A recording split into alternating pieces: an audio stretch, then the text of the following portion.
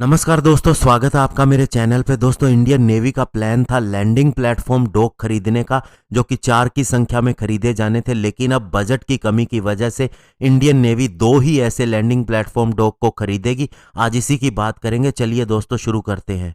तो दोस्तों, सबसे पहले मैं आपको बता दूं कि लैंडिंग प्लेटफॉर्म डॉक क्या होता है। ये एक्चुअल में एक एम्फीबियस ट्रांसपोर्ट डॉक या फिर एम्फीबियस वारफेयर शिप ही होता है, जो दोस्तों लैंड एलिमेंट को ट्रांसपोर्ट करने के और कहीं दूसरी जगह पर पहुंचाने में काम आता है। इसके बहुत से यूजफुल एडवांटेजेस होते हैं, जैसा कि दोस्तों अगर हमें किसी जगह पर अटैक करना है तो बहुत सी चीज़ों को इसके थ्रू ले जाया जा सकता है। एक तरह से वारशिप भी आप इसे कह सकते हैं, लेकिन इसका मकसद दूसरा होता है। और ऐसे ही दोस्तों एलपीडी को इंडियन नेवी ने 4 खरीदना था, लेकिन अभी वह इसे बजट की कमी की वजह से केवल 2 ही खरीद पाएगी।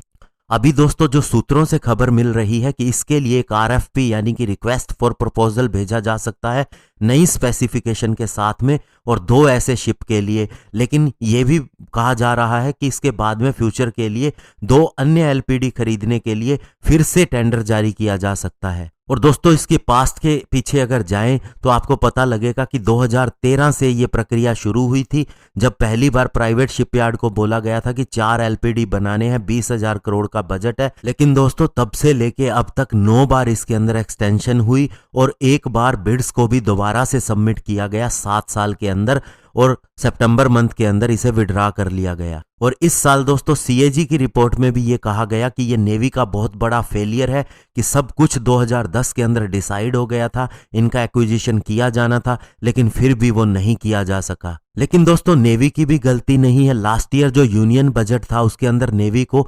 41,259 करोड़ रुपए मिले थे, जबकि ये माना जा रहा था कि उन्हें 64,307 करोड़ रुपए मिलेंगे। तो बजट इतना था नहीं कि वे वेंडर को दे पाते और इसकी एक्विजिशन कर पाते। इसके अलावा दोस्तों एक हमारा 2012 से लेकर 2027 तक एक मैरीटाइम कैपेबिलिटी प्रेस्पेक्टिव प्लान एमसीपीपी था, जिसके तहत हमें 200 शिप की फ्लीट खड़ी करनी थी।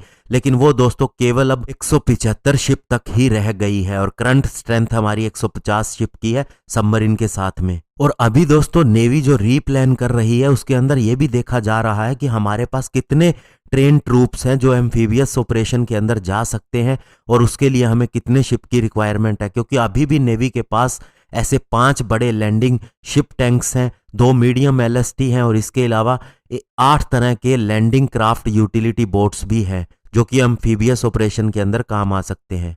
दोस्तों इनके बड़े रोल के बारे में अगर देखा जाए तो ये पूरी बटालियन को आर्मी की कहीं पे लेके जा सकते हैं, जिसमें टैंक और आर्मर्ड कैरियर व्हीकल भी शामिल हो सकते हैं, हेलीकॉप्टर भी जा सकते हैं किसी भी वार जोन के अंदर सी के रूट के जरिए। और अभी इंडियन नेवी के पास एक ही ऐसा प्रेजेंट में शिप है जिसका नाम है आईएनएस जलशावा।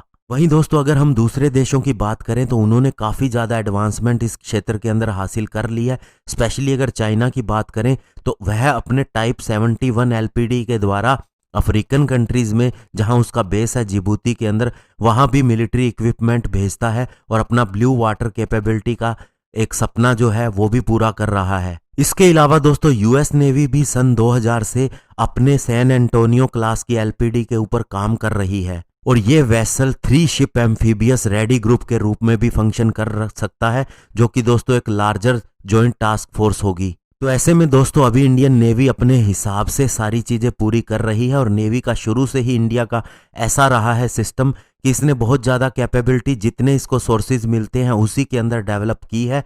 एयरफोर्स की तुलना में इसका काम बहुत अच्छा रहा है अगर हम इंडिजिनाइजेशन को देखें, और नेवी अब भी बहुत अच्छा इसका उपयोग करेगी, और हमें नेवी का बजट बढ़ाने की भी ज़रूरत है ताकि इसकी सारी रिक्वायरमेंट पूरी होती रहे। धन्यवाद। जय हिंद।